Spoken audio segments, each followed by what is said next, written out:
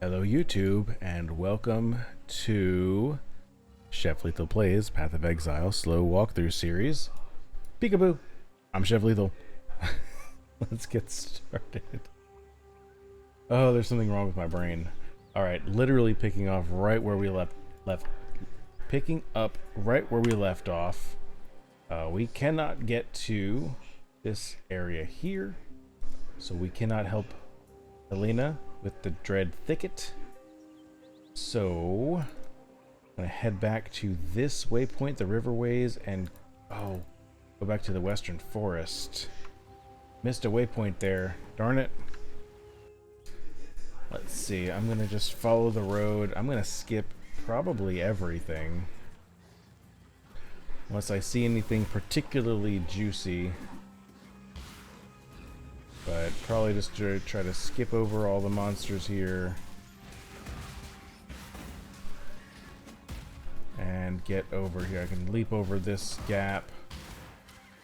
This guy looks a little juicy.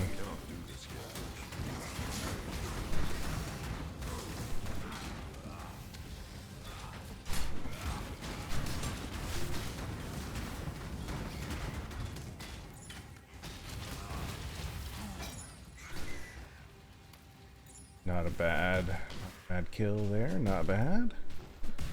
Looking good. Blink over this gap, never mind, I'm gonna leap slam over that gap. Should be the Western Forest. Is? Okay, let's go and oh, you know what? I wanna do the strong box.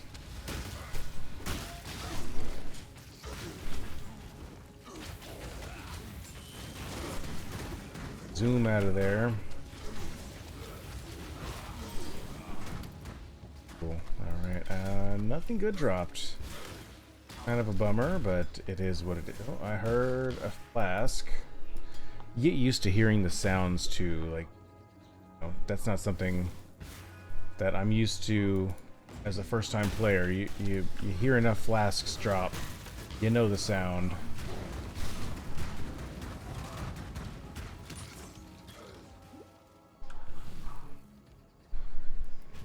Okay, so now we are in...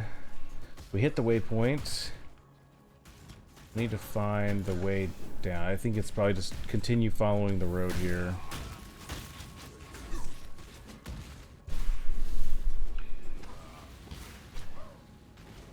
I know it may seem to some of you that I'm rushing through this. You say, Chef, I thought this was supposed to be a slow walkthrough series, and trust me, it is. Okay, even though I'm not super fast at this, I could be going a lot faster, skipping a lot more monsters, and just trying to do this ultra fast. But I'm not. For you, I'm not doing that. We killed the guards. Seal there. Talk to Bestel. That's Act 1.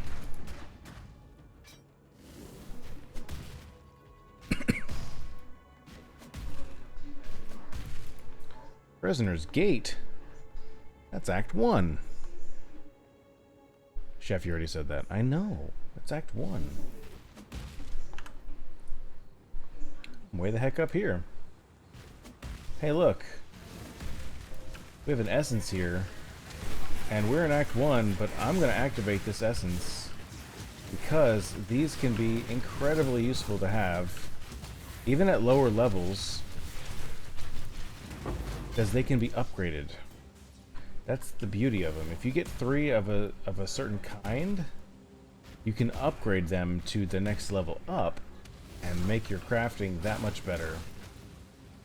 I really don't feel like going through the motions here of looking, you know, trying to find a waypoint, so I'm just going to use a Chown Portal. I've got quite a few of them. Talk to Bestel. A stranger there. And we get a passive point. Nice. You, sir? Hello. I'm just curious. Okay. She doesn't have Righteous Fire yet. Greetings. You have anything I want here, Tarkly?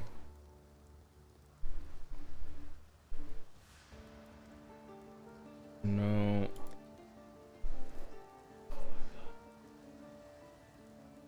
Blue, red. Those aren't linked, never mind. Okay, no big deal. No big deal. Let's head back to Act 2. And let's go back to the Western Forest. And let's... Oh, I need to kill this guy for sure. Lightning and shock resistant. Easy. Okay. You know, normally... So I've gotten... I would say I'm more comfortable with live streaming content in general versus YouTube. And one thing I'll say is, as a live streamer, you don't really get to listen to the things that you say. You just say things, right? And so I just say things and they happen. But as a person creating content for YouTube, I occasionally have to hear what I say back because I'm editing videos down and I'm making sure that things aren't too weird or too abrupt in cuts or whatever. I hear a lot of the same things that I say and I'm like, oh my god, Chef, you sound like such a dodo, man. Please stop saying the same thing 400 times, the same little catchphrases. I've already noticed, like, I say easy peasy 300 times an episode. But right now things are going pretty easy peasy. What am I supposed to say? Nothing, Chef. You're not supposed to say anything. That's the problem.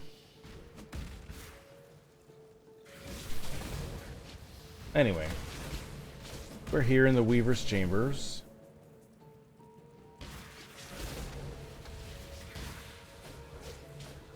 Man, finding 4 dead ends. That's pretty remarkable. I'm impressed with myself. Good job, Chef.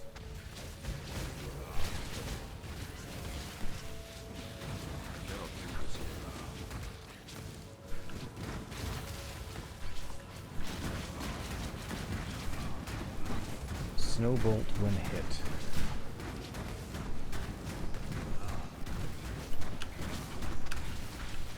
Oh, get this.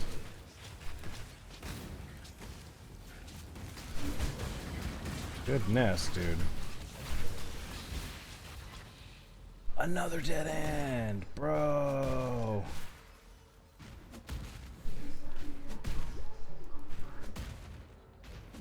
One thing I will say, as a YouTube content creator, I feel a lot less pressure to have my camera on.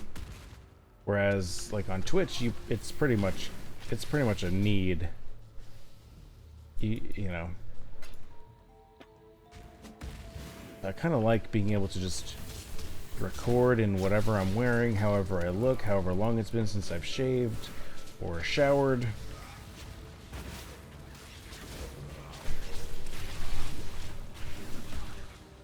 Okay, so this is another Vol side area. I think we had these a few episodes ago. I'm definitely going to go in here and check to see what it's all about. Do we get some good items?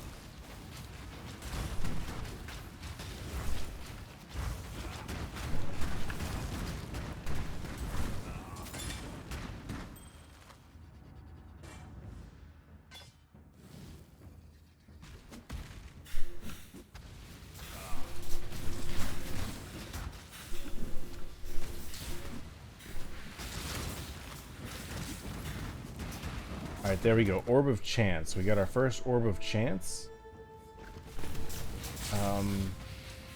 So that's an item that we can look at when we get to town, but it basically will transform a white item into any other random rarity. So, I mean, I would say 9 times out of 10 it transforms it to a magic item. But the other 0.5%, it's even less than that. It's like 40% of that less than 1%, it can become rare.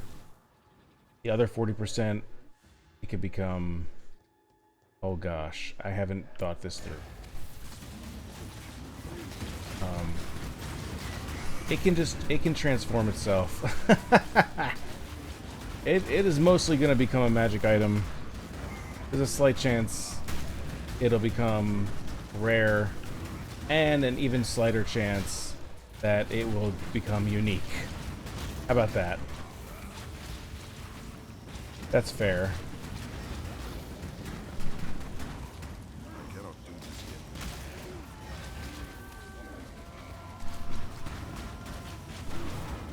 There. Oh, what's he doing? What are you doing, homie?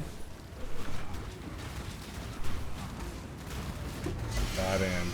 Ooh, our first unique item.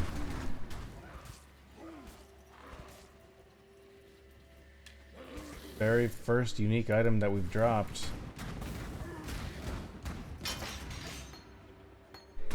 I cannot carry this. Well, let's take a look. Ooh, that's fancy. So unique items all have very special art. They look cool. Life Sprig. So it's got increased spell damage. +1 to level of socketed spell gems. Plus 20% increased spell damage. Increased cast speed. Maximum life. Maximum mana. Oh my goodness. That is rad. That's really cool.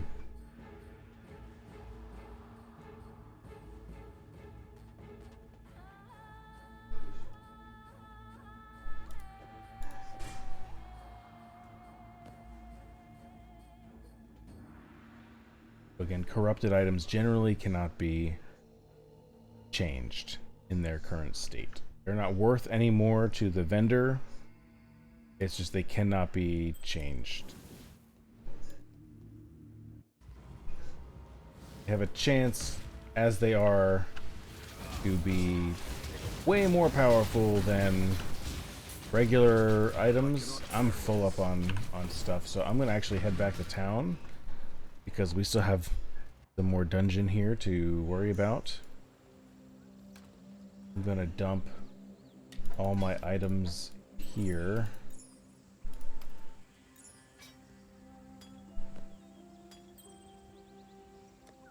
And then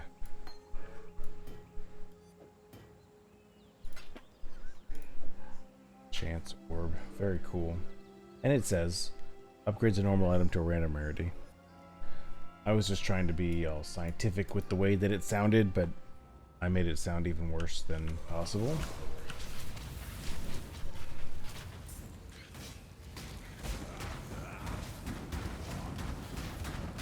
Leech's life. Get out of here with that. There we go. Cool. See, I don't know if you heard that, but my in-game character just said for Tukohama. So Tukohama is one of the old gods of the Karui, which is a race of warrior type people, which my character, the Marauder, is a Karui. So just a little bit of lore there. I don't know a ton of the lore, but I have watched a few videos on someone who has done the research in game to understand a little bit of what's happening, and so I'll pepper that in a little bit as well. If you're interested, I'm gonna forget to post the link to her channel, but Kitten Cat Noodle has a whole lore series on Path of Exile, ranging back from years that she's done it. So if you go and check out her channel, be sure to leave a comment, let her know that Chef Lethal sent you. Want to foster positivity and a good community. All right, so we're fighting now the Weaver. This is gigantic ass spider. I don't know why every game has to have a dang spider. You know, it's not even just game, it's just fantasy stuff. Why they always have to have spiders. Lord of the Rings got Shelob. Harry Potter had Aragog. I'm sure other fandoms that I'm not familiar with have gigantic spiders that their protagonist has to deal with. But come on, man. Does it have to be... why is it always spiders? So after you get the Weaver down to a certain percentage of health, he kind of just goes in hibernation for a minute. And throws down some minions to help you get your flask charges back up. So just keep doing your thing. And eventually, it'll die. This is an interesting pop-up that just came up on the left of the screen, running a stash tab sale.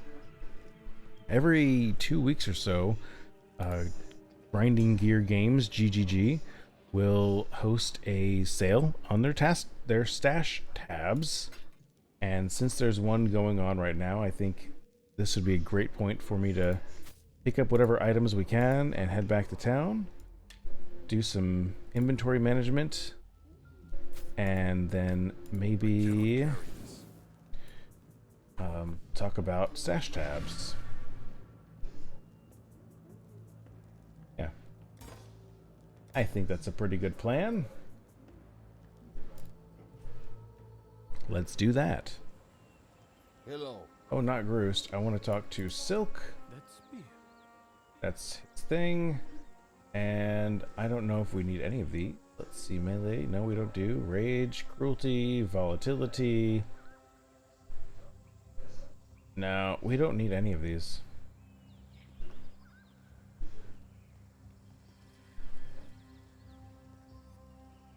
I'm gonna grab Shockwave. We don't need it. It's absolutely not in the build guide. We do not need to grab it. But this does support Leap Slam, where it will trigger Shockwave on melee hit.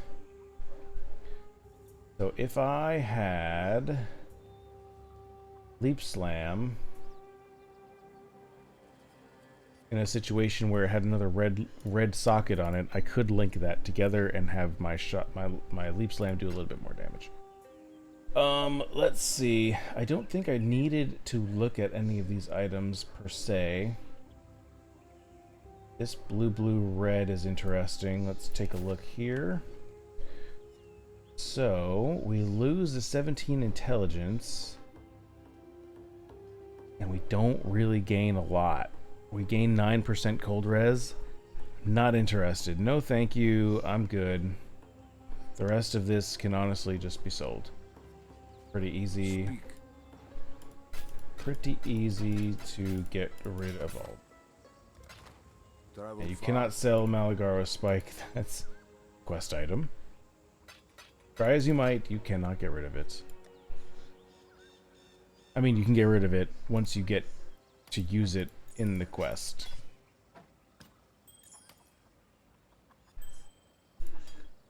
Alright, let's take a look here at what we've got. I'll look at the thing, and the thing, and the thing, and the thing. And that's about it. The boots, if I compare, we keep the same movement speed, which is nice. We get some dexterity, some life, more life than we already have. These are better boots than what we have, but they cannot be changed. And currently I have a blue and a red linked in there.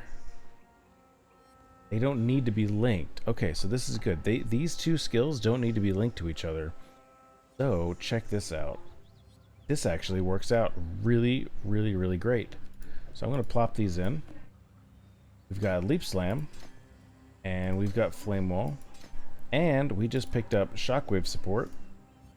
So I'm going to plop this into Leap Slam. This is not in the build guide, but it's something that we picked up and we can use right now while we still try to figure out our gear and our sockets and stuff. So cool.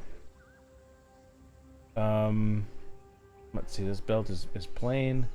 This amulet, the one that we currently have, only has it's got intelligence on it.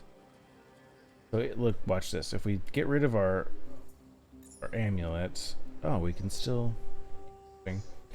I want to wear this. It's got fire resistance. We need fire resistance, so that's good. Okay, this topaz ring. It's got lightning resistance. It's got more lightning resistance than we currently have on the rage knot. It's got more life roll and +3 to. Man, this is a much better ring than rage knot. So we're gonna switch those out. Cool. Let's see. Recovery. I'm gonna switch these out. Greater. Nice. And then all of this can be sold to Groost or whoever.